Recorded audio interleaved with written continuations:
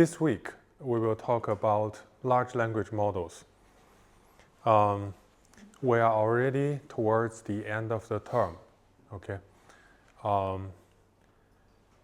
We will introduce large language models by first discussing how LLMs come into the NLP field, and then discuss how we can build and deploy a large language model. We will discuss two topics, okay? The first, from narrow expert to competent generalist.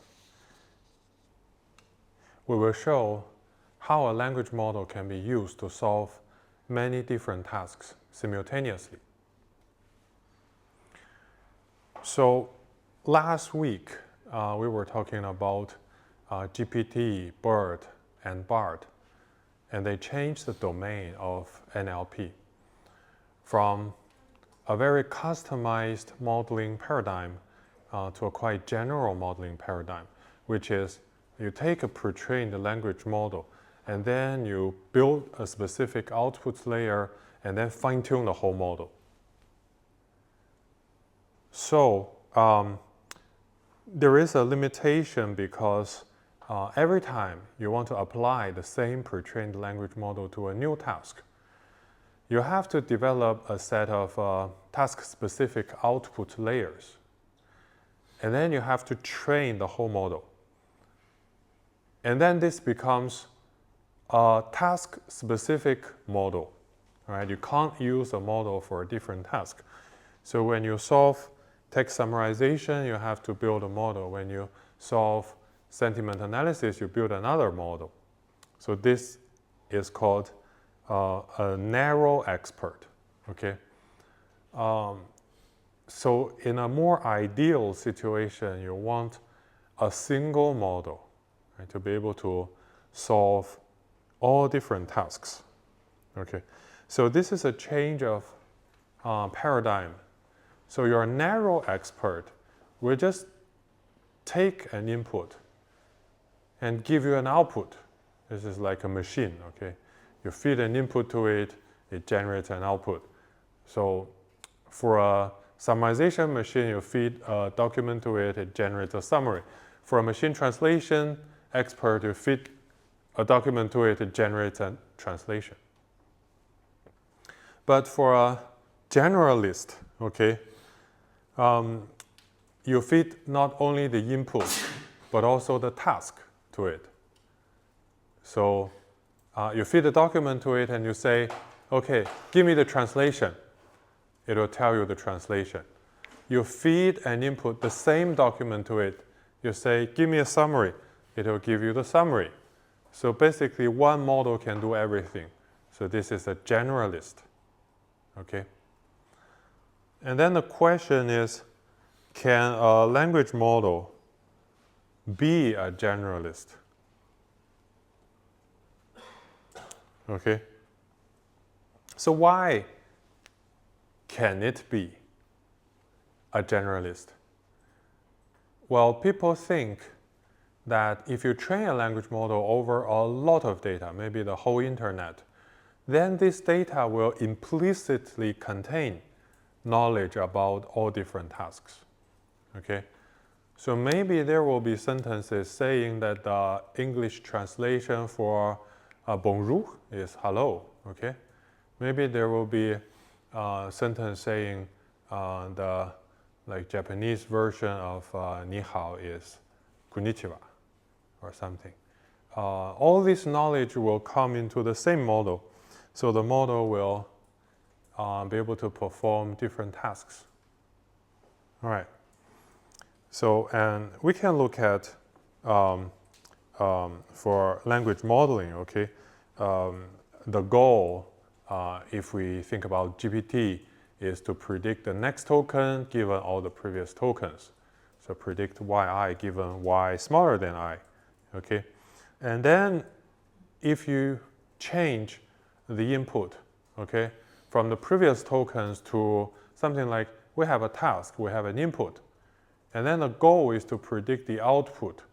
Informality is still to predict the next tokens. So this is the idea. And the second version of GPT, or GPT-2, tries to test the research assumption.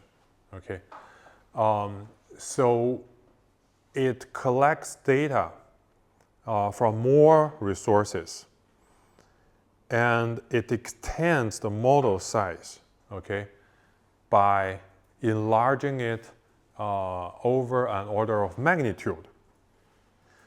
And then GPT-2 is tested on a range of different NLP tasks, such as close test, last word prediction of a sentence, and summarization, machine translation, etc.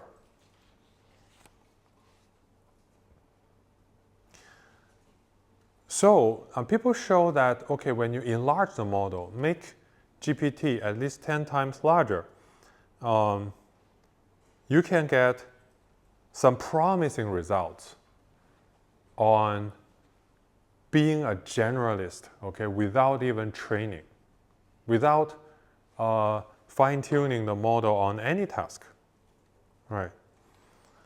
So GPT-2 increases the size as shown in this table. The number of attention heads is increased, the hidden layer size is increased, the number of layers is also increased, okay? So in the end, the model size is 1.5 billion parameters. The amount of training data is also enlarged, okay? So after observing this promising trend, so OpenAI continued to enlarge the model. They further increased the size of GPT-2 100 times, okay, by 2 orders of magnitude. And the resulting model, GPT-3, has 175 billion parameters. It can empirically do even more than GPT-2, okay? And people found that GPT-3 is a better zero-shot reasoner, okay? So after it's pre-trained, you tell it a task, tell it an input, it can give the result more accurately. But in addition, it is able to learn from a few input-output demonstrations. This is called in-context learning, okay? So now the format is you give GPT-3 a task, okay? And then you give it a few input-output pairs, okay? Maybe sentiment analysis, and then say, I had a great day, positive. I was really sad, negative, okay? I won the contest, positive, etc. And then a fourth item is I failed the exam, okay? And the model can tell you this is negative. So this is in-context learning. And you can perform one-shot learning, which is you give only one demonstration, one input-output pairs, okay, in your demonstration specification. Or you can do few-shot learning. You give it more than one input-output pairs in your demonstration session. And it turns out that the more demonstration you give, the better the result. So this is a picture to show you the performance, okay? And one thing you can observe from this picture is the larger the model is, the more accurate it is, okay? So this is a trend. All right, so there is an inherent connection between your pre-training knowledge and your NLP tasks, okay? even without explicitly being trained on different tasks, the model can perform tasks well. Now, let's look at another line of work.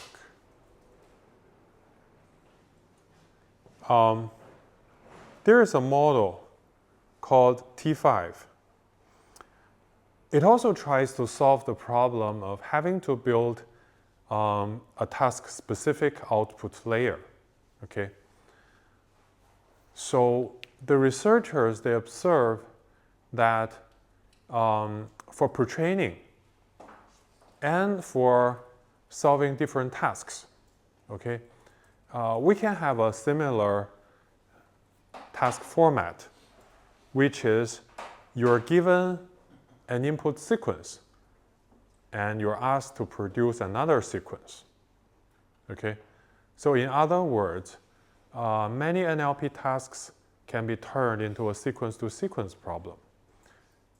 And pre-training can also be done like that. For example, masked language modeling. Your input is a masked sequence, and your output is the original sequence. Okay? All the denoise autoencoder problems can be like that.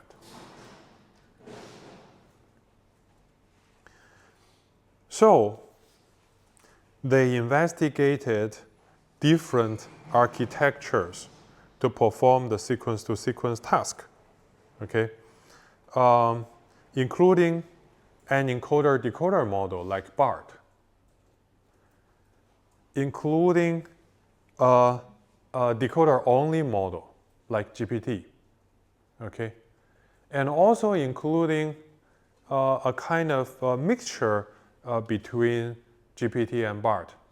The idea is you use a decoder-only model, but for the input part, okay, you can have attention from left to right and from right to left. But for the output part, you can only have right to left attention, right? So this is a seemingly decoder-only model architecture, but with the first half being bidirectional attention, unmasked attention, and the model output half a masked attention. Okay, to differentiate these attention modes, okay, people call the decoder-only part a causal attention. Okay, and the mixed part, the yellow part, they call it prefix attention. Okay. A part of the attention is global, but the rest of the attention is masked. All right. So in the end, they found that, okay, the encoder-decoder architecture seemed to perform the best. They chose this architecture.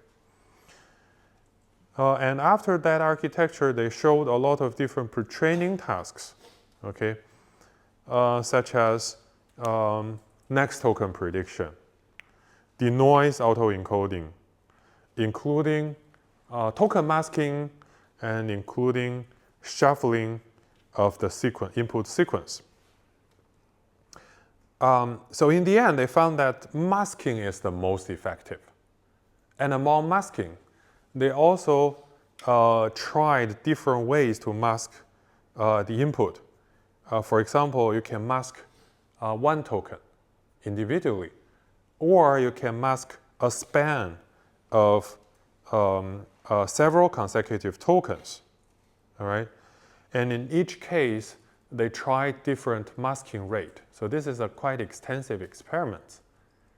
And then they chose to mask 15% of individual tokens, as well as a certain percentage of 3 token spans as the pre-training task. Right. And then for fine-tuning, they chose a lot of different tasks from different data sets. There is a data set called GLUE. So it's a general natural language understanding test set, consists of 8 different tasks. There is another more extended data set called SuperGLUE, which includes more tasks in different formats. Here I show you 2 examples. One is like Boolean form of machine reading comprehension task. You're given a passage, you're given a question. The answer is a yes or no question. Okay, and one task is a co-reference decision task. We learned co-reference resolution in week 1, right? So given two mentions of the same entity, you are expected to extract them, to make them a set. So this is a co-reference decision task. So you are given two mentions. The model is expected to output whether they refer to the same entity, etc., etc. So T5 turns all these different tasks into the same sequence-to-sequence format, okay? And it trains a very big model, okay? A 3 billion parameter model and an 11 billion parameter model on a very large corpus. They call it colossal clean crawled corpus. So this is from Common Crawl website, which crawls the internet constantly. Okay, they clean it. They call this dataset C4, and they use C4 to train T5. And T5 performs very well. It basically unifies pre-training and fine-tuning into sequence-to-sequence task format, so that you don't have to build a task-specific output layer anymore. Okay, so it's simpler. However, T5 is still used in the same way as BERT, BART, and GPT, in the sense that it's a narrow expert. Okay, you train T5 to be a sentiment classifier. It's a sentiment classifier. You train T5 to be a summarizer. It's a summarizer.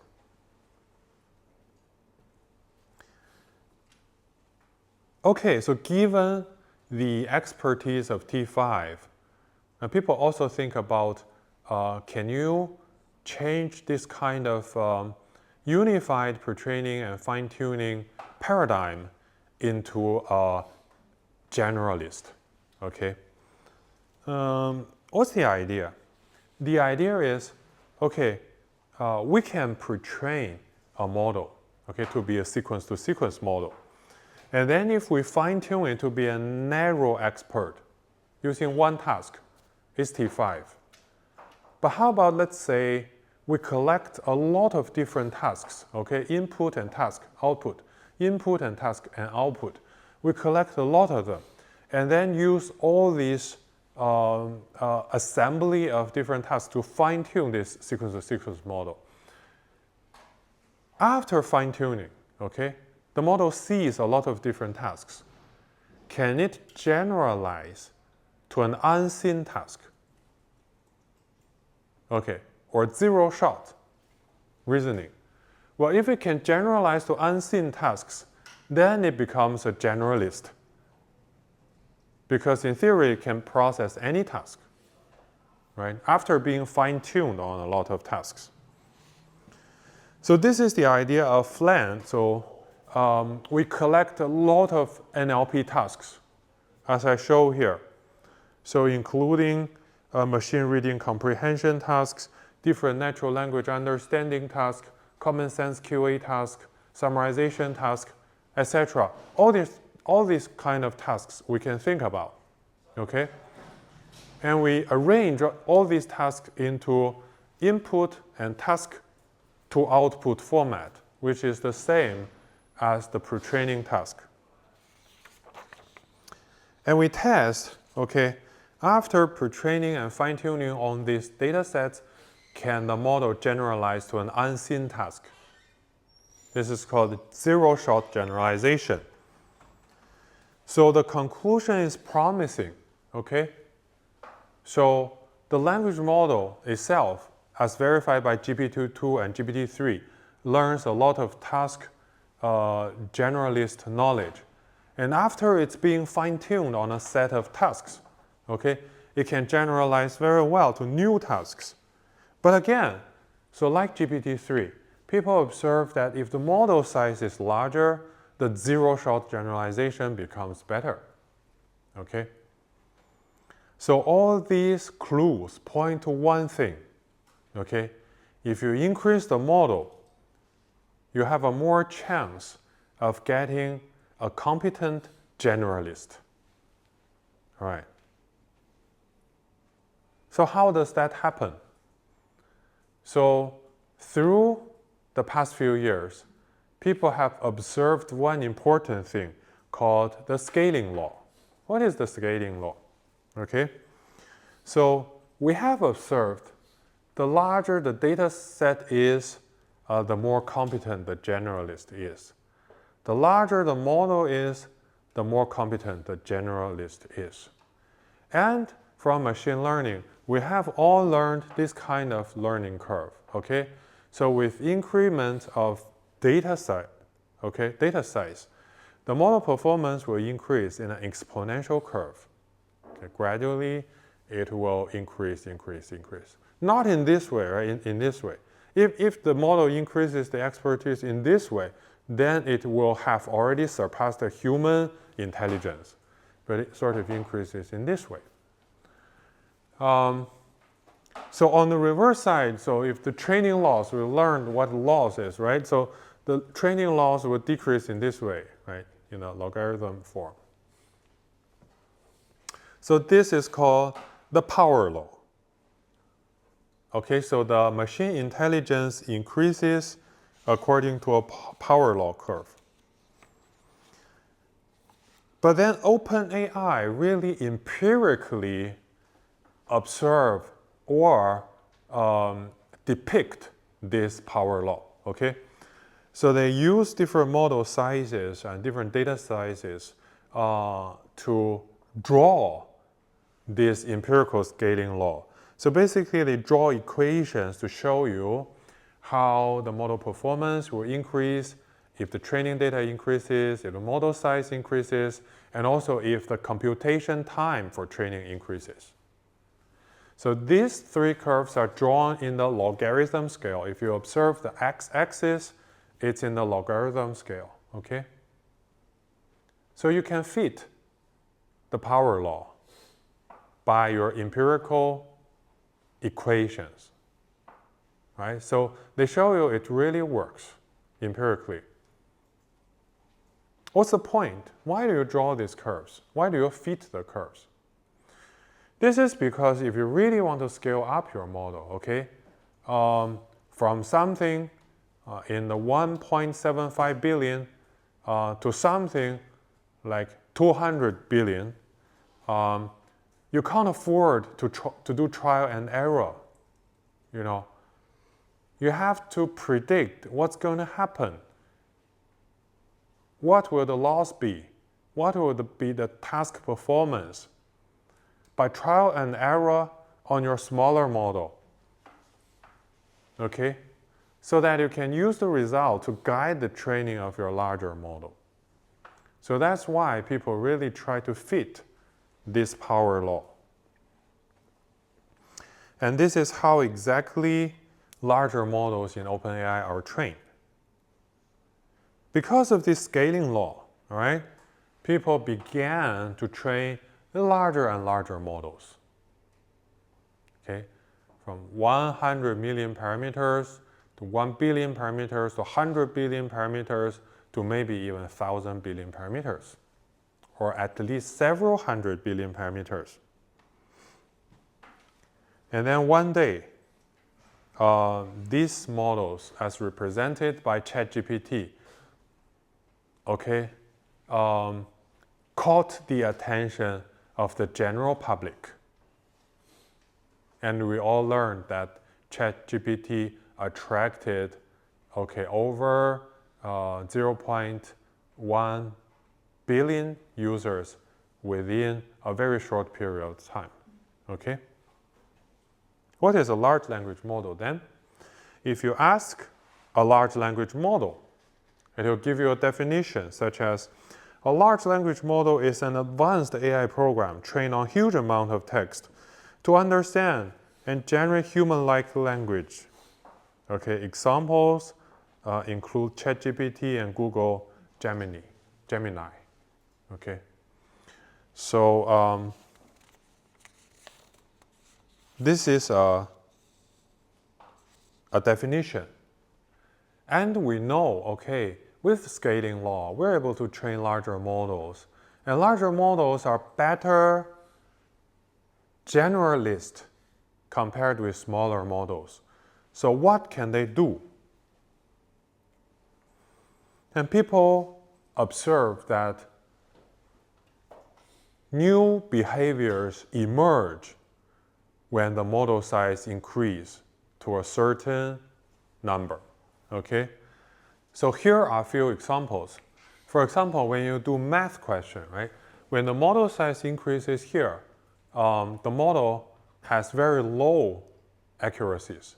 But suddenly when the model size increases to a certain point, the math performance increases. Okay, similar observations have been observed for natural language understanding and word in context prediction and many other tasks. Here's a concrete example. So when you have GPT-3 6B, okay, it doesn't do the math question correctly. But when you increase the model size to 175B, the same question can be done correctly. Okay, so the same sharp contrast can be found by answering a question about Romeo and Juliet. Okay, so in the end, a larger model can tell you a very fine-grained answer, a very subtle answer about the plot details. So why a larger size of model exhibit this increased instruction following behavior is still a hot topic under research. And there are different observations about it. So one of them worth mentioning is grokking. So this observes the training dynamics of a large language model, okay? So people found that when you train a model, after certain training steps, okay, the training performance will converge. The model doesn't seem to continue fitting training data better. But after further training steps, suddenly, one time, the test performance starts to increase, which means the model, okay, after fitting the training data, still improves itself in terms of improving the generalization, okay? If you remember our discussion about fitting and generalization. And this phenomena is called grokking. But I have to mention that there are other research, okay, which indicates that models might not really come to an emergent point.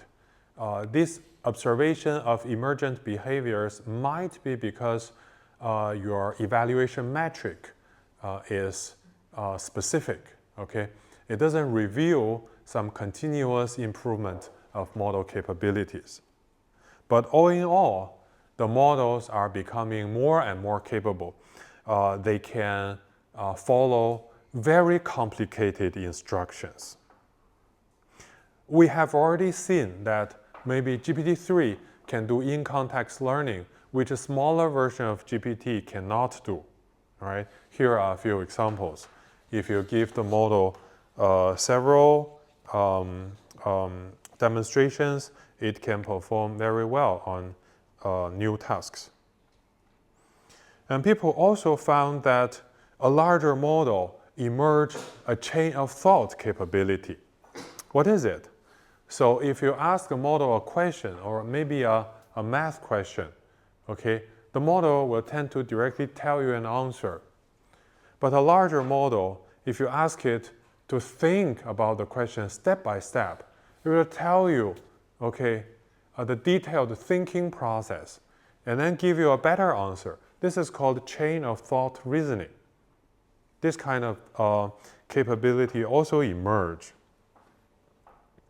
And of course, the instruction following capabilities will increase as the model size increases. This has been repeatedly found by different model architectures. Now, all these emergence led to the success of InstructGPT and ChatGPT. Okay, these are heavily engineered products by companies such as OpenAI. Okay, so they introduce a lot of technologies for data engineering, for engineering the instructions, and also for aligning the model with human preferences in terms of giving you more informative, more safer, and more helpful answers, which I'll tell you a little bit later. Okay, but we've all seen that these kind of models can answer unseen instructions very well, including very customized instructions. Here, let me show you a few. This one is, okay, can you compose a short poem, okay, discussing whether or not one should be bald, okay, assuming your different characters, such as Shakespeare, Shelley, okay, Dickens, Li Bai, and Zhu Ziqing, okay? And here, let me read you a few poems and let you feel whether it looks like the famous people. Shakespeare, to shave or not to shave, that is the question. Whether it is nobler, beneath the moon's pale gleaming, to bear the locks of time, or boldly bear the brow. Okay, Shelley. Oh, coiffed illusion, man's haughty pride, yet transient as morning's mist, shall freedom not bloom where hair once lied. Okay. Dickens. There was an old fellow, Cheapside, with wisdom shining where hair once did reside. Bald be the head, he mused, yet richer the mind. Okay. Li Bai. 月下独酌映光头，发随流水自东流。潇洒人生无挂碍，光明自在一腔秋。Okay, finally, 朱自清。清晨的镜里，微光拂过额角，偶有不舍，一觉轻盈，替与不替，不过是心上的一缕尘埃。Okay, I think they represent these characters quite well. Okay. Not only to compose poems, large language models can also help you perform some interdisciplinary tasks, okay? Such as, can you write a poetic proof, okay, that there is an infinite many primes, okay, where each line rhymes. I don't have time to read this to you, but I think this is a very correct and poetic proof. Not even that. You know, large language models can also code, right? So write a Python function to find the sum of even numbers in an array. You can do that, LLMs can do that. But they're also very imaginative. So this is a version of GPT that doesn't have multimodality, or it doesn't have understanding of pictures, okay? But if you ask it to write some code to draw a unicorn, it can also write a piece of code that draws you something like that, which I think is amazing instruction following capability. All right? Even more interesting if you tell GPT, okay, there are some functions to serve as a search engine. Okay, if you want to do search engine, you call search. If you want to calculate something, you call calc. Okay, and then you ask GPT-4 to perform some tasks. It can really call the search engine, okay, and get a piece of reference before it answers you. It can also call the calculator to get an answer, okay, or it can call a character analyzer to tell you something about the spelling. So this is tool using capability. And also, it can help you write a mathematical answer of a complex math question, okay, using LaTeX. Sorry, I don't have time to read it, I think. It can also understand the human feelings. And this question is interesting. The input to GPT-4 is, Tom just lost his Zerfin. Okay, well, you don't know what Zerfin is, okay? But he didn't tell Adam. So Adam starts talking to him about how much he loves his Zerfin. Okay. And then he noticed that Tom had a sad face, right? And then given this scenario, they asked GPT-4, why is Tom sad? And GPT-4 can understand his feelings. And then they further ask, what will Adam think when he sees Tom's sad face? Okay, GPT can also guess, okay, Adam might think they had a problem, or Tom was sad because of something else. So this shows amazing understanding of human thoughts. And this instruction following capability reflects intelligence. And that caused a lot of interest, okay? So with large language models, can AI reach a level of intelligence that is closer to human intelligence? We call this artificial general intelligence, or AGI. And if they surpass human capabilities, they reach artificial superintelligence, or ASI. Okay? So there has been promises, there has been expectations along that side. Okay? I might pick up this topic next week.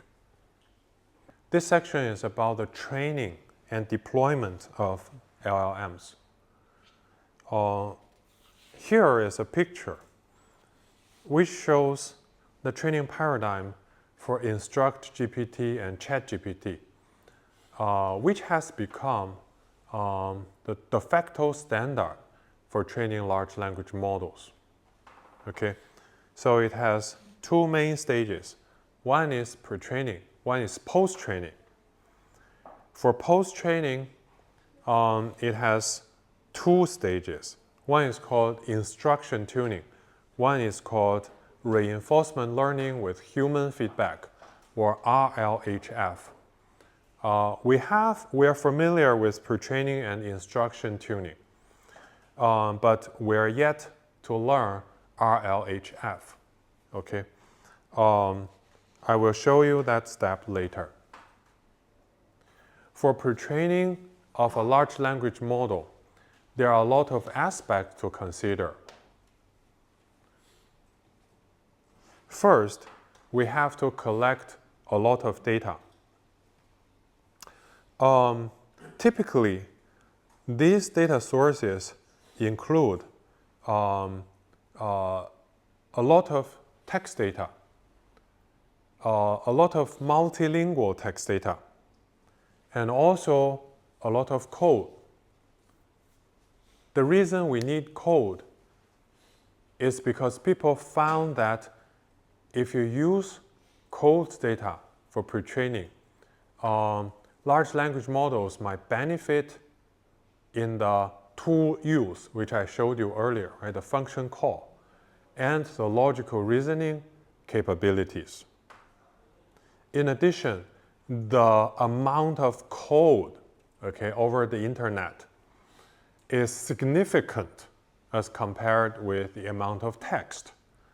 So code is a valuable resource. All right. And below in this table, I list a few very commonly used source of data sets, okay? So Common Crawl, you want to get text from the internet, and Common Crawl is one important source. It's in the PB level, it's continuously growing.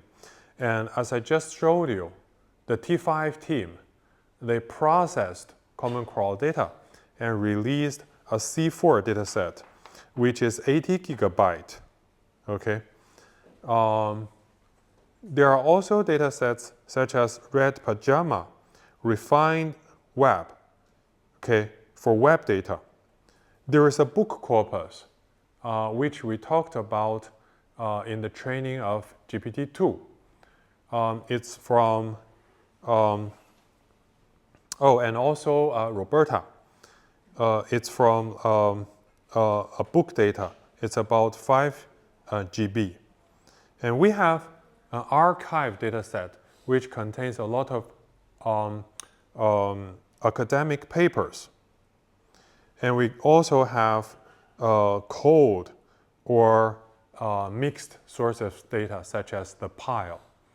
All these data sets are publicly available, and there are even more data sets that can be used for training, pre-training large language models. When we select the pre-training data for LLMs, there are also several things to note.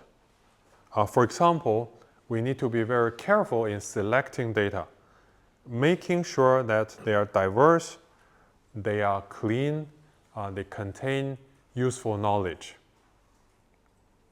First of all, okay, the proportion of data sources can greatly influence the performance of LLMs. There's a commonly accepted fact that you want to choose a main language which has a large proportion, okay? And then you select the other languages in different proportions. Similarly, you want to select different domains of data, such as code and languages, and make sure that they are distributed in proper ratios, okay? There are not a lot of rules of thumb, and a lot of such observations are empirical. So after you select a proper source of data, you need to pre-process the data, okay? Here, I show you a picture for one of the open large language models. They go through a lot of different steps, okay, to filter data and to make sure that the data is of high quality and the data does not contain a lot of duplications. So first of all, about data quality, you want to make sure that these crawled data, they make sense. They are languages or code. They are not meaningless random sequences, okay? To this end, how do you filter data? There are a lot of commonly used strategies, and I list a few here. The first is if a sentence contains a lot of repeated words, okay, such as hello, hello, hello, or table, table, table, they are probably not clean data. You do not want to use them, okay? And if they contain a lot of symbols, there's large proportion of symbols rather than words, they are probably not language data, okay? And people have also found that if a sentence does not contain any stop words, okay, then it is likely not a very meaningful sentence. So these are about rules that are used to filter data. Okay, you can devise your own rules. But another strategy is to use a trained language model, maybe a large language model, okay, to evaluate the perplexity of the incoming text. If the perplexity is too high, then the text might not be meaningful data. You want to filter those data. And the third important criteria of filtering data is to remove toxic data. And to this end, okay, you need to train a classifier. What is toxic data? For example, you don't want your large language model to have knowledge about violence, okay, insult, discrimination, threaten, etc. Okay, you don't want it to tell the reader how to make poison or bombs or dangerous things that threaten the society. Okay, you don't want the model to contain a lot of social bias, etc. So to remove those danger from the root, you want to filter your training data for LLMs. So this is about data cleaning. And one very important aspect is duplication. So people found that if your training data contain duplicated sentences, all right, it will largely influence the resulting language model. So you want to detect duplicated data in terms of both repeated sentences or repeated content, repeated n-grams, etc. But you have huge training data size, okay? How do you efficiently find this kind of repetitions? You can use clever hashing algorithms, which you learned in your algorithm classes, okay, to match potentially duplicated data. For example, you can use hashing algorithms to cast similar data into the same bin. Okay, then within the bin, you can detect whether they contain duplication. Also, for pre-training, people are very careful in choosing the architecture. So almost all these models are transformer-based models. So people have experimented with different attention mechanisms or different model architectures, different layer normalization technologies, different position encodings, different activation functions, and then different numbers of heads, the hidden size, the layer size, etc. And then they choose, okay, some that they think empirically perform very well, right? Resulting on these famous models. And they also tried to use different optimizers or different variances of SGD, okay, to train the model. For example, they try different learning rates. They try whether to use warm-up to train the transformer. And they try to use different ways for learning rate decay, okay? They try different optimizers. Mostly are adaptations of the Adam optimizer, which we already learned, okay? And they have choose to use gradient clipping or not, all right? So here in this table, there are two things we have not discussed in this course. One is Adam W, and one is Adam vector. I briefly mentioned them. So you know Adam is a parameter-specific flexible learning rate algorithm, right? It calculates the learning rate for every model parameter according to the accumulated velocity and also the root mean square of gradients, right? So they contain these two factors. So if you train a model, right, you might want to use L2 regularization to increase its generalization and to decrease the overfitting chance. So the objective function, okay, is the result of cross-entropy loss over the token prediction, right, and the L2 regularizer with a hyperparameter lambda.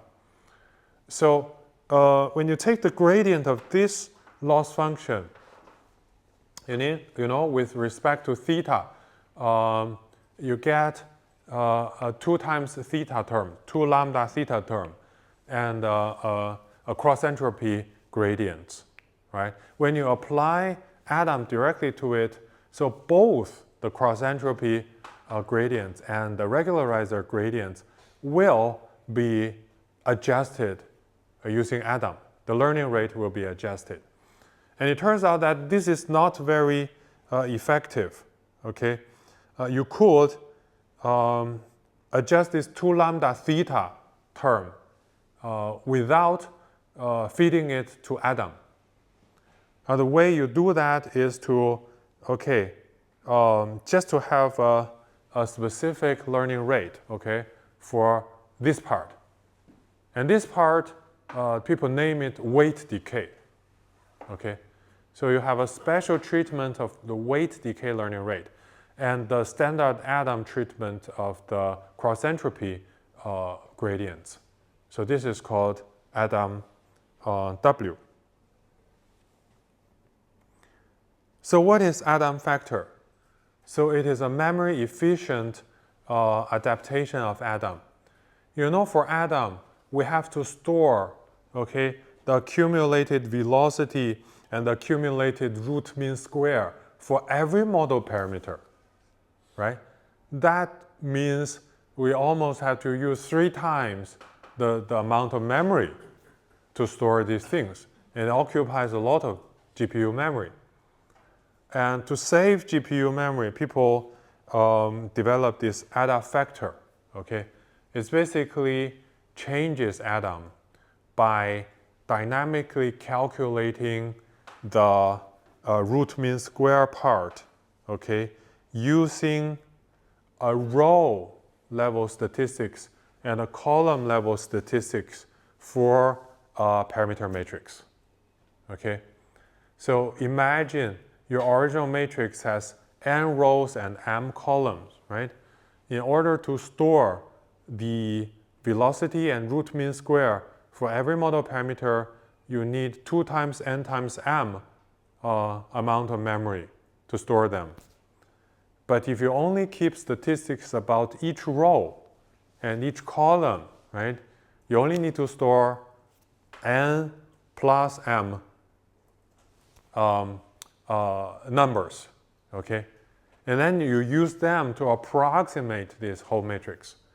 So this is Adam factor. So it is basically an approximation of the original Adam algorithm. All right. So that is about the data and the model architecture. People have also developed techniques to improve the training speed. Okay. So for one commonly used strategy is called the reduced precision. Okay. In your computers, normally one computer word is a 64-bit number, right? It occupies 64 bits. That takes a lot of memory and a lot of computation. And in training these neural networks, people use the floating point with 32 bits, okay, to store a floating point number. And you have also IEEE standards on that. And to make training even faster, okay, you can reduce the floating point precision from using 32 bits to using 16 bits, okay? Of course, you cut the number into half, your memory usage is smaller and your model training is faster, okay? But you don't want to do that for your whole model, because in the end, during inference, your model will also lose your precision. So how do you solve the problem? You can have a mixed precision strategy. So the basic idea is your model is still FP32, okay, in the end. But during training, there are a lot of gradient computations, matrix computations. So you take the training process using FP16, okay?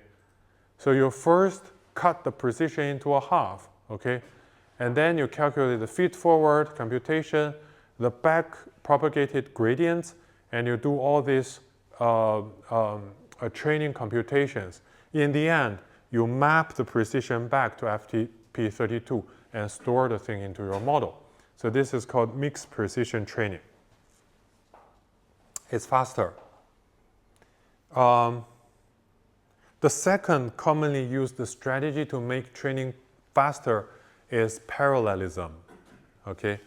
So if you choose some relevant courses, you might already have learned data parallelism.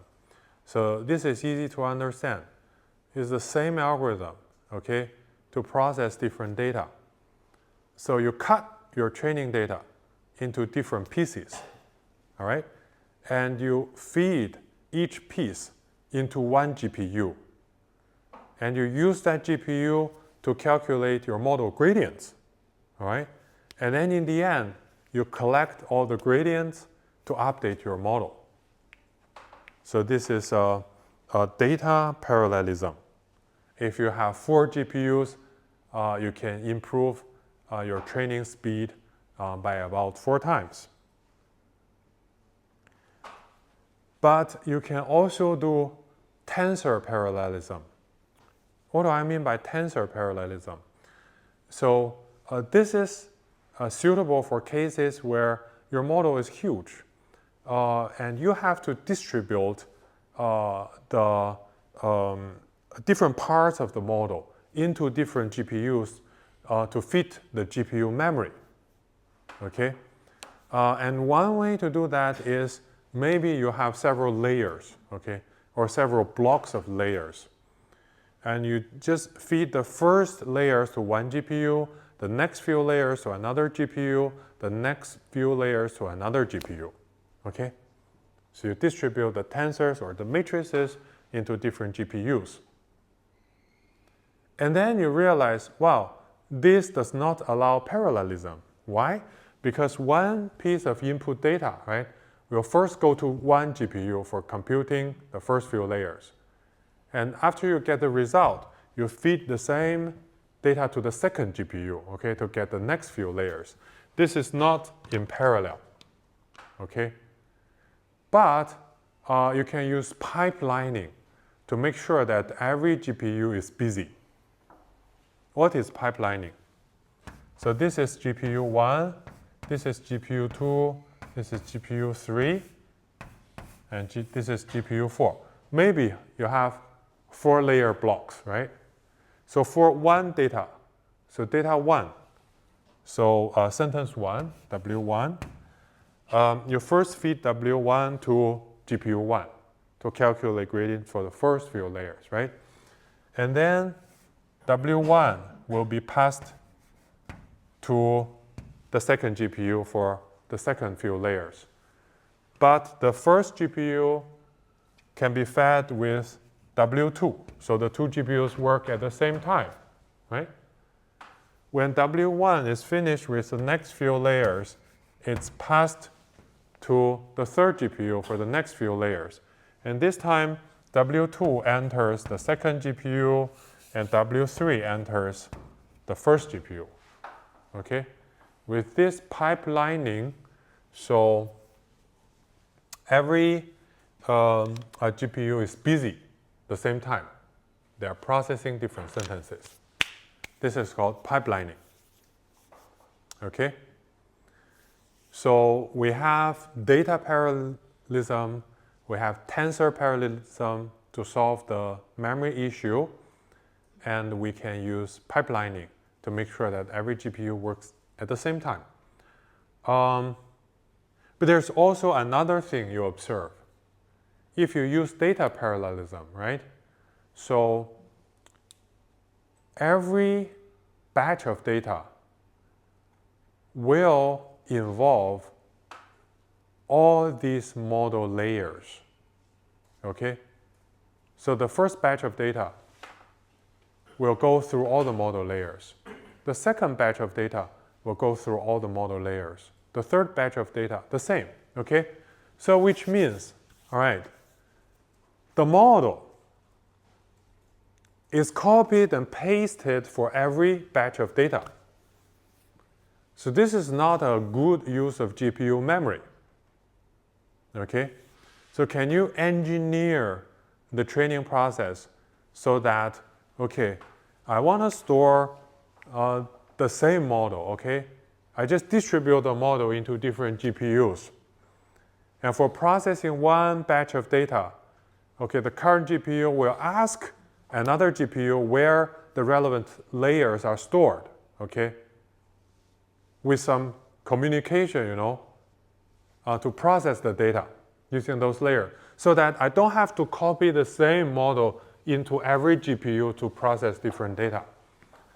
So this technology has also been there. It's called zero redundancy optimizer, which means I don't duplicate my model to different GPUs. The abbreviation is zero, okay? And here is a brief illustration. So basically, you store different parts of your model into different GPUs, and then they communicate together to make sure that their own batch of data is processed by the whole model. All right. So that's all maybe you need to know about pre-training. Now let's move on to post-training. Okay. As I mentioned, post-training consists of instruction tuning and RLHF. And the first is to make sure that the pre-trained base models, they can follow instructions. And the second is to ensure that they follow instructions aligning to human needs, okay? All right, so instruction tuning is to make sure that your model can follow very complicated instructions, such as writing an email for you, brainstorming something for you, or all the things that I shared with you earlier, which GPT-4 did, okay? Now, similar to pre-training, instruction tuning needs some data. And there are some tricks of getting instruction tuning data.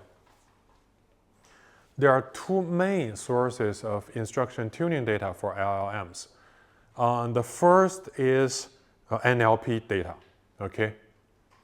Because these instruction following models, they all originate from language models. And one important source is the FLAN, okay, paper. So you want to assemble all different NLP tasks, transforming them into instruction following formats. And this is the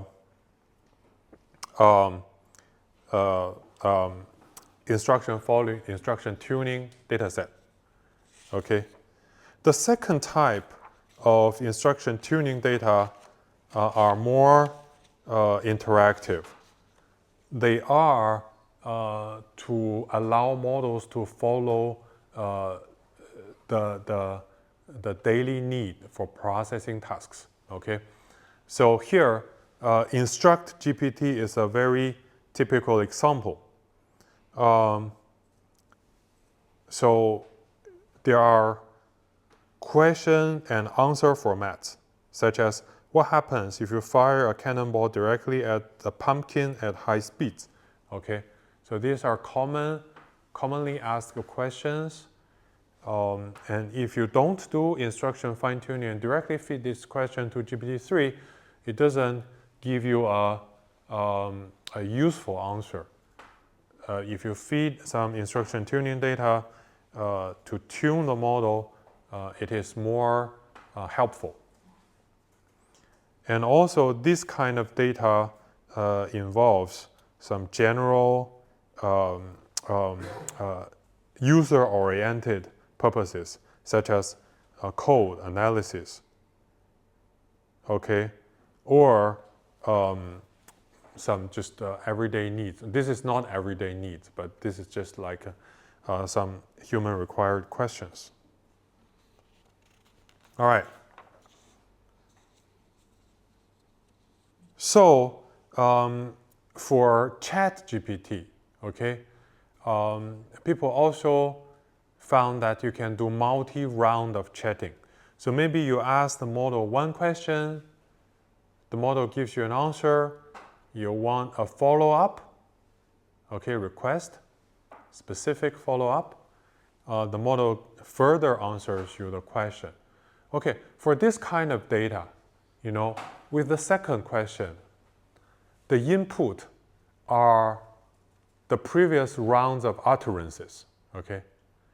You're given a model a lot of rounds of interactive utterances, and you ask the model to answer the next question. So you need data for the model to perform a multi-round conversation. Okay? So this is the second type of data. So user-oriented data. And this kind of data are also human annotated. All right? So you need to employ maybe domain expert to answer questions from all different kinds of domains. And maybe specialist or like people to answer everyday questions. It's very expensive, right? So a second strategy people found is, now that you already have some commercial LLMs, okay, why don't you make use of these LLMs to create instruction tuning data for training my own open source LLMs, okay? So I share with you two strategies.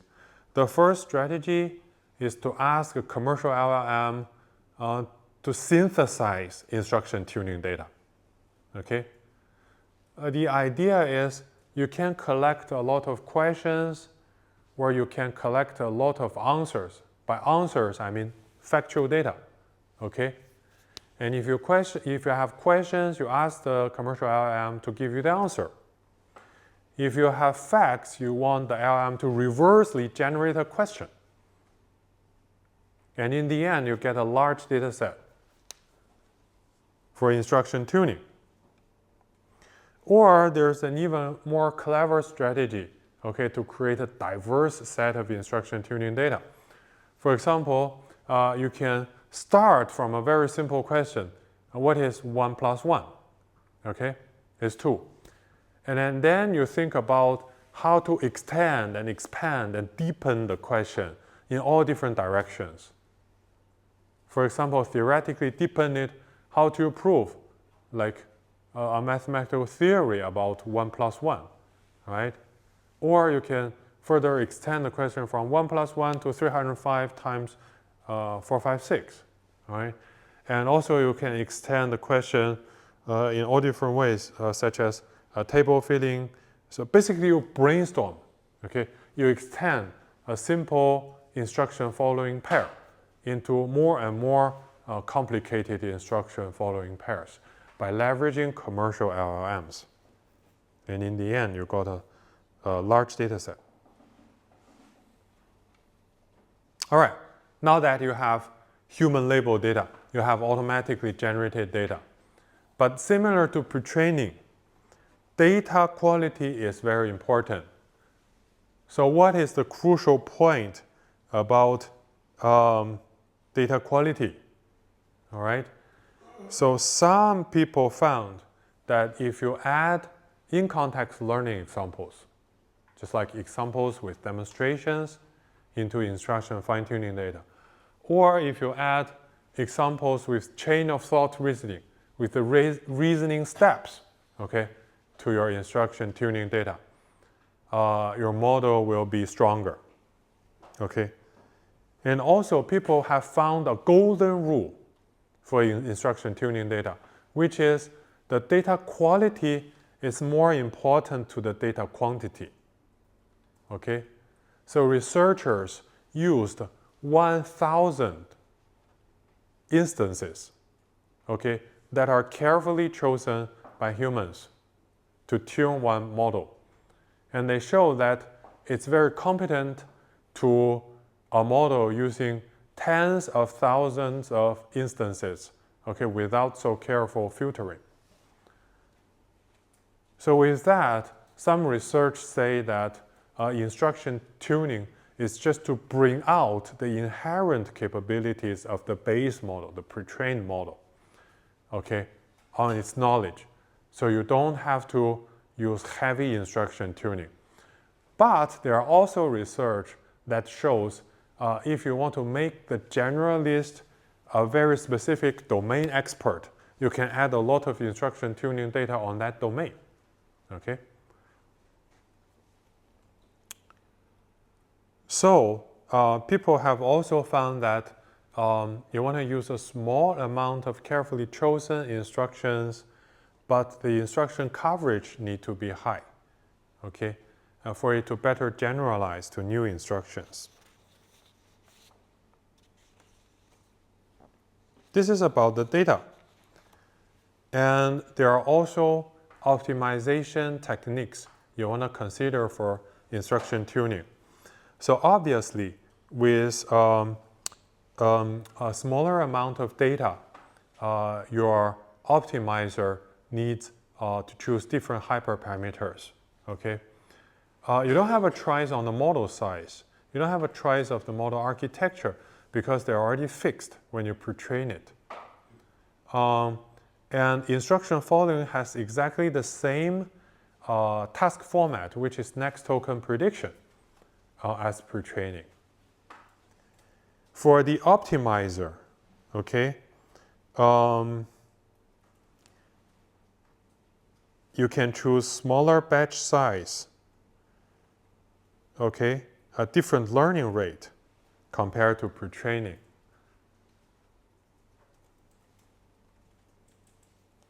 And because the model is large, okay, so the technologies we discussed for tuning BERT, BART, and GPT also suits here.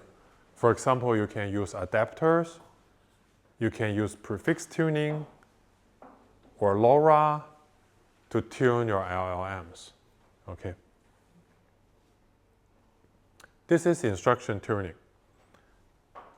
So after instruction tuning, the people do RLHF. All right, why do you want to do that? It is because the experience of Instruct GPT tells us, okay, one assistant, a general assistant, need to be helpful, harmless, and informative.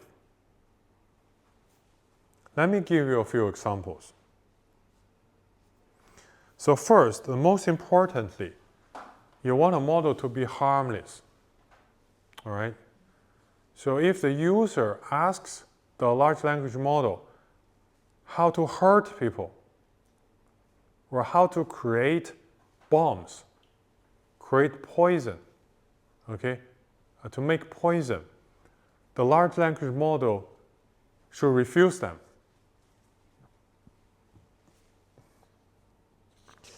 The second is to be helpful, not discouraging, okay? In this example, the user asks for help, at least for comfort, okay? But a language model might not understand the need very well and just suggest him to give up. Okay? This is not helpful. So RLHF aligns the model, okay, to better help people. Third, without this preference learning, a large language model might give the user a very brief, okay, not so informative answer. So RLHF tells the large language model you should give a more specific answer tailored to the user need. So all in all, okay, we need to further train the model to align the answer to the human need. That's the purpose. All right. How do we do that? Okay. A typical pipeline is you need some humans to indicate their preferences over several alternative answers to create a data set, okay? And with this data set, you might train a model called a reward model, okay, that bears the human preference information.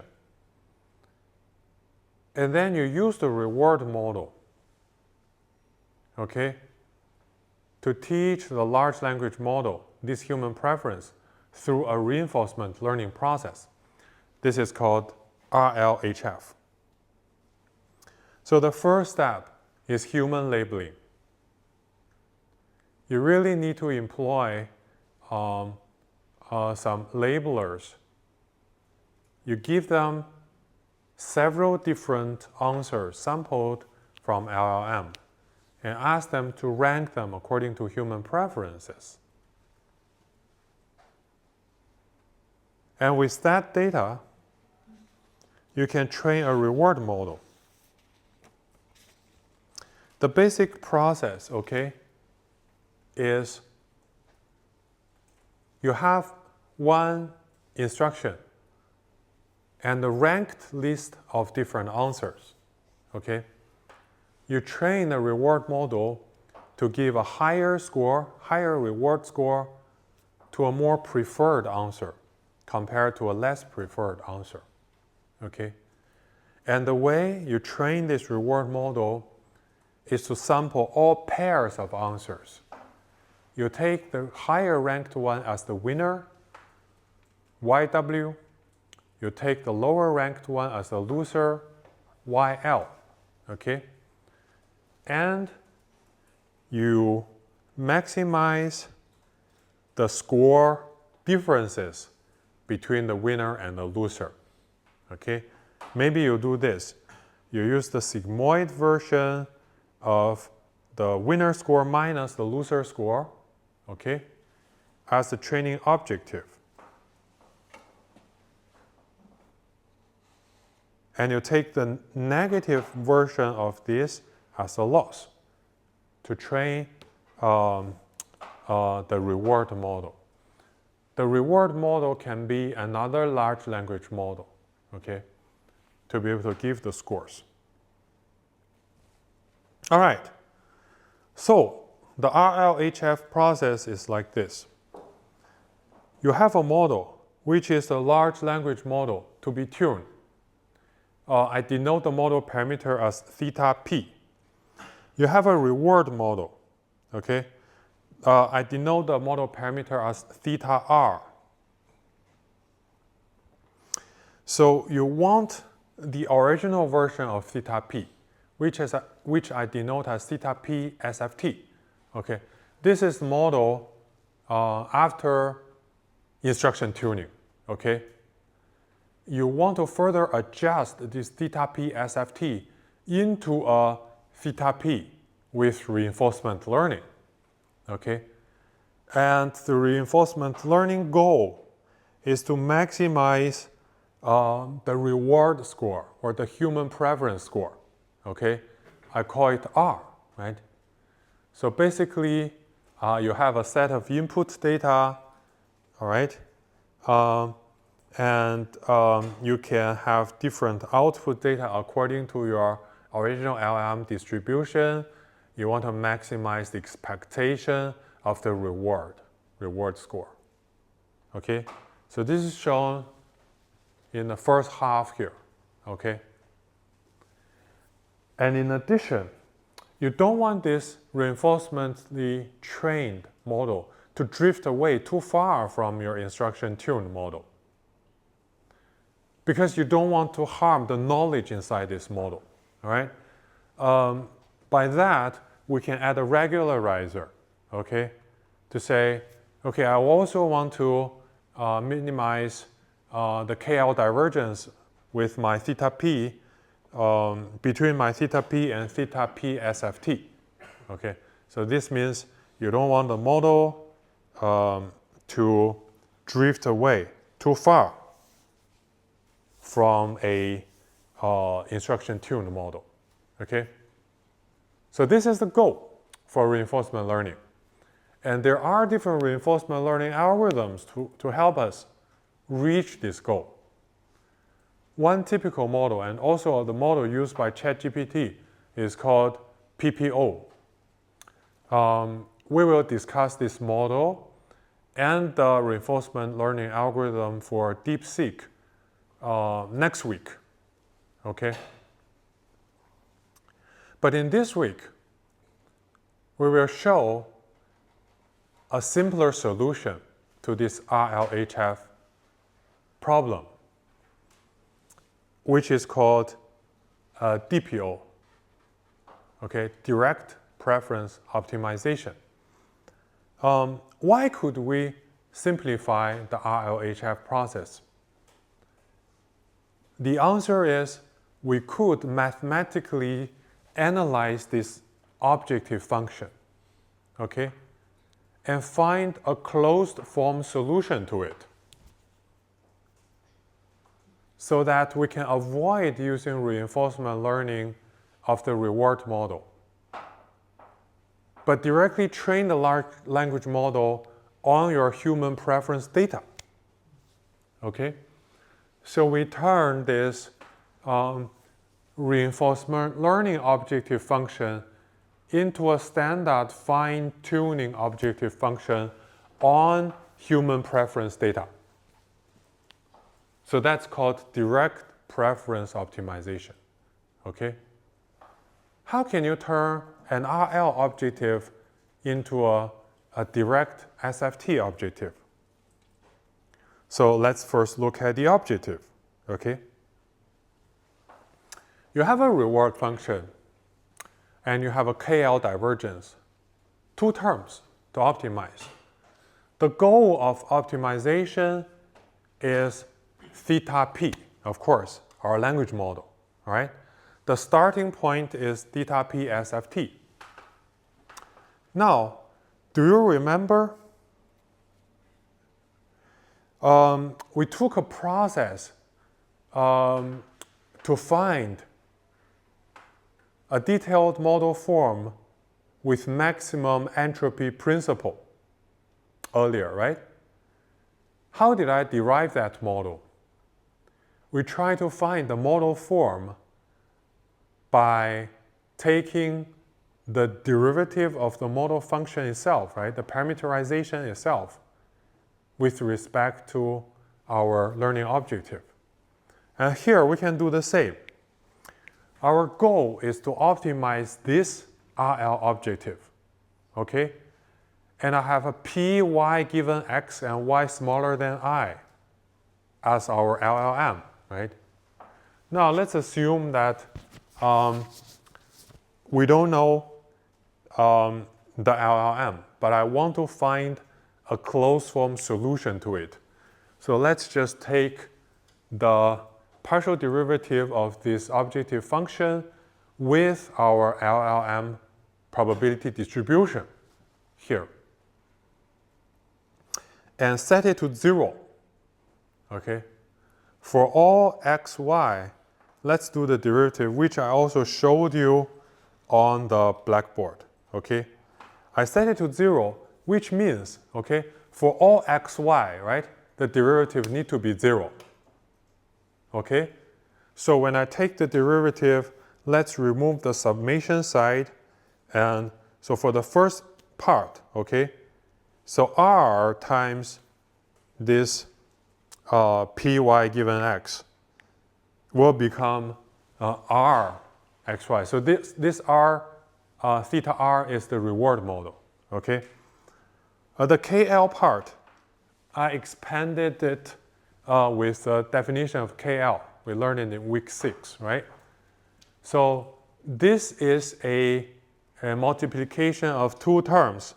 And in each term, we have this model probability.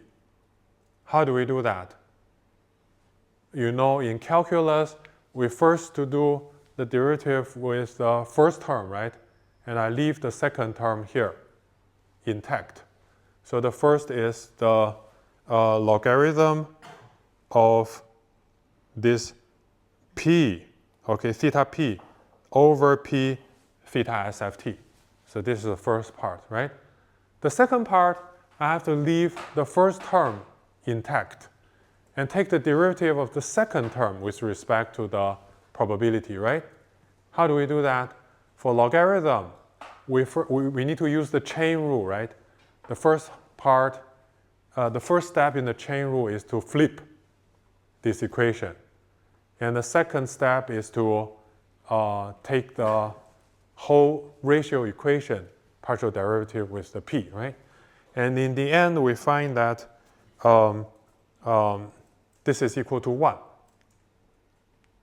All right? And our solution is r xy minus beta, the log of the ratio plus 1 equals 0. Okay?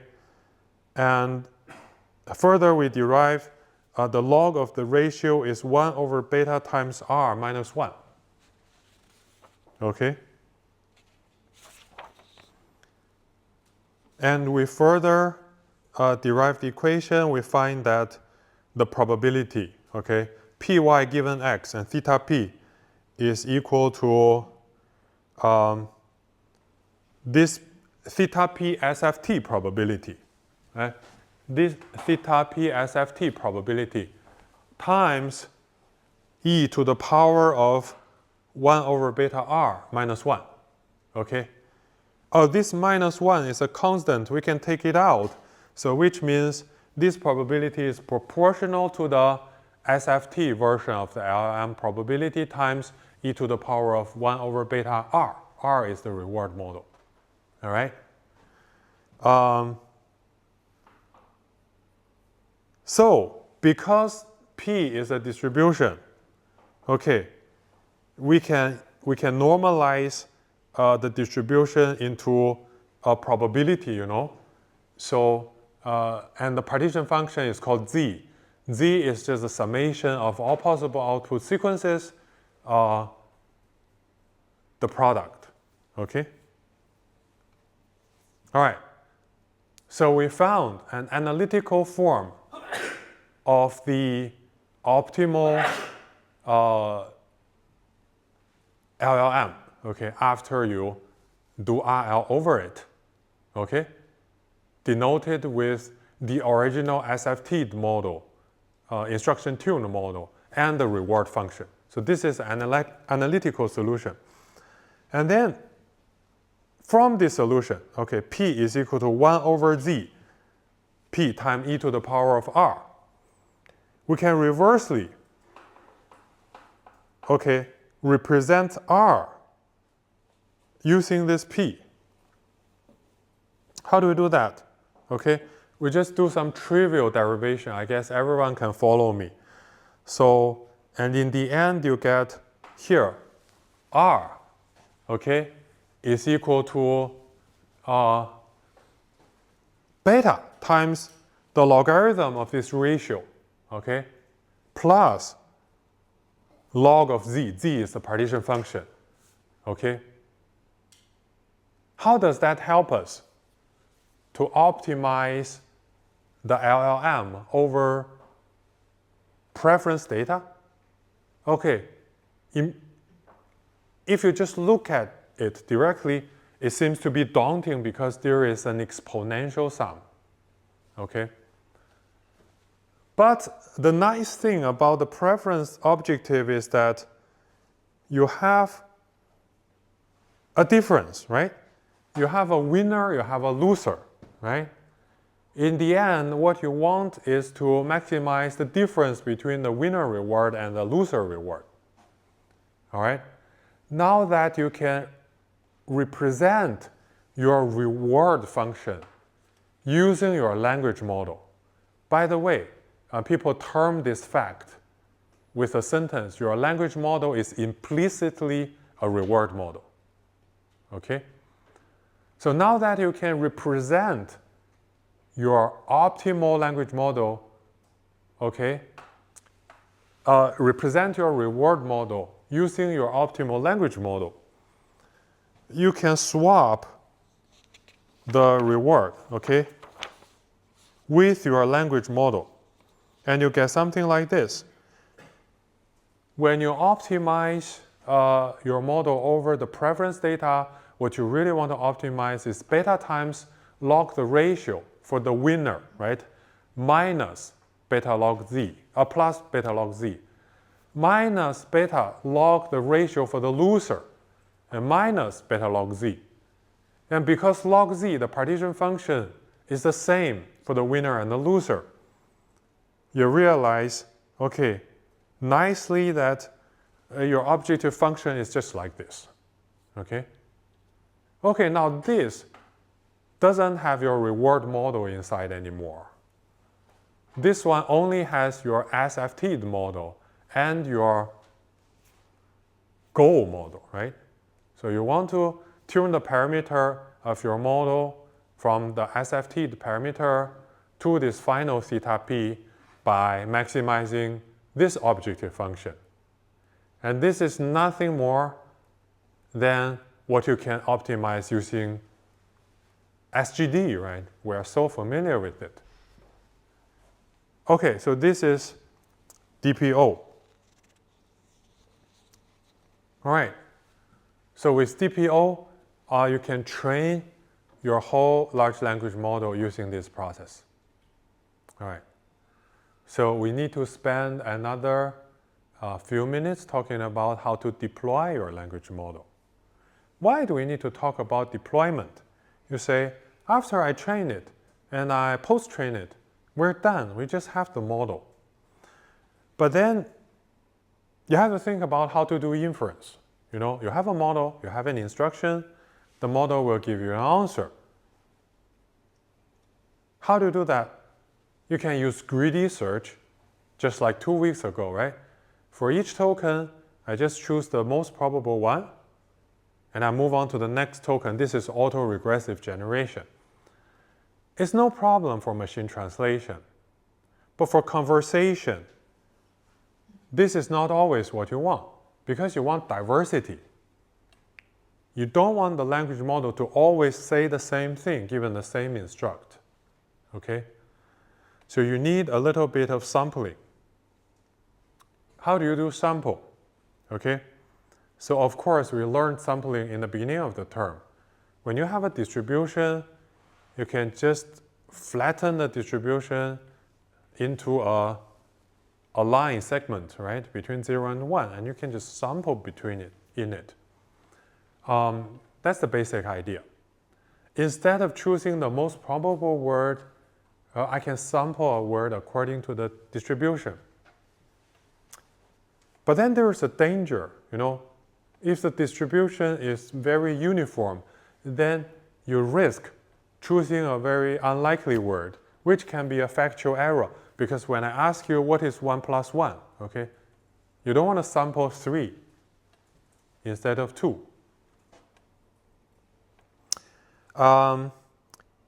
So you want to change the model distribution to make it more sharp or more smooth. And this can be done by having a temperature, okay? The temperature is applied to the score distribution before you apply the softmax activation. Okay, I just use the term O because throughout the term we use the O as the scores before softmax. It's a vector of vocabulary size, right? And the O is actually with a name. They're called logits. Logits means the scores before softmax normalization. So as you know, softmax is basically e to the power of the score of the current word, right? Divided by the sum of e to the power of all vocabulary tokens. Now, how do you add a temperature? You add the temperature by dividing this e to the power stuff with a t. Okay, this t is the temperature value. It's a value between 0 and 1. Okay, when t is 1, it's the standard softmax function. Okay, sorry, it's between 0 and infinity. So when t increases, okay, maybe increases towards infinity, the distribution becomes close to uniform distribution. When t decreases, the token distribution becomes sharper and sharper, okay, closer to greedy search. The most probable one will stand out. So this is to add a temperature. And then when you sample, you can always take different strategies. For example, you don't want to sample over all the vocabulary because it's risky for the low probability words. So why don't we just have a cutoff, right? So maybe we can do top K sampling to say, okay, I only want to sample words ranked within the top K. But even words ranked within top K might have some low probability words. So an alternative idea is to do top P sampling. Okay, so if the word has a probability above a threshold, I sample it. You can set it to 0.7 or something. This avoids very unlikely words from being output. All right. Now, the language model will work perfectly. Okay? But there is another thing to consider, which is the large language model can be very costly. You know, in Westlake University, in your team project, right? You want to deploy DeepSeek. You realize, no, I cannot deploy DeepSeek 700B. It's too big. The university doesn't give me enough GPUs. So I have to deploy maybe a 1B model instead. Okay. Can you have a 1B model that is as strong as DeepSeek 700B? Okay, so that's the question people study. Okay, there are several strategies to that end. Okay, so one strategy we already discussed last week, which is knowledge distillation. Right, you can have a smaller model. You use DeepSeek 700B to teach this smaller model. Okay. Okay, one day it's maybe half as clever as 700B. This is called distillation. But there are also people, okay, who want to just shrink DeepSeek 700B into a smaller model. How do you do that? I only tell you two strategies, but I leave it to you to read, okay? So one is called pruning. The idea is there are many, many parameters that are not as useful as other parameters. Or there are several attention heads or several layers that are not as useful as the other. So you just delete them, okay? Delete the parameter, set the parameter to 0, or remove the structure. This is called pruning. And people can remove 700B models into 300B models by pruning. There's another strategy called quantization. Quantization is what I just described to you earlier. You remove the precision, okay? Currently, your model is FP32, okay? you can cut the model and use int 8 or int 4 to represent each parameter. This is called quantization. But you need some strategies to make sure that the quantized model performs closely to the original version. All right. I don't have time to discuss them. But maybe I have a small 2 minutes to discuss one technique to make LLM decode faster. And this is used, okay, by big LLMs. This is called speculative sampling. Okay, you know, decoding cannot be done in parallel. You know, you have to autoregressively predict one token after another, and that's super slow because your model is big. Can you make it faster? The idea is you want to use a smaller model, okay, to guess what the large model wants to predict for the next few tokens. You know, for the smaller model, if you do autoregressive decoding, it can be much faster than the large model, okay? And you can use the smaller model to predict the next K words, okay? And then when the next K words are there, you can use large language models to calculate their probabilities just as you do training. That's one goal, one shot, okay? Because no matter how many words are there, you feed them to the large language model, you get the probabilities. Okay, so now this is a test for the small model, because if the small model is close to the large model, okay, if it's a distilled version, it can guess the large model roughly correctly. But just in case the large model doesn't like what the smaller model tells, okay, you have to do the resampling from there. All right? But if the smaller model is accepted by the large model most of the time, you speed up the decoding, the inference speed, that amount of, okay, by that ratio. So this is the idea of speculative sampling. So, okay, so when does a large model accept or reject a small model? There are a lot of different strategies, okay? But one commonly used strategy is to compare the small model output with the large model probability, okay? Let's say the small model is Q, the distribution is Q. The large model distribution is P, okay? So if it turns out that P of the sample token is larger than Q of the sample token, we just keep it. But if Q is larger than P, okay, we just calculate a probability 1 minus P over Q. With this probability, the large language model will reject the sample, okay? If it rejects the sample, we need to sample X again according to another distribution.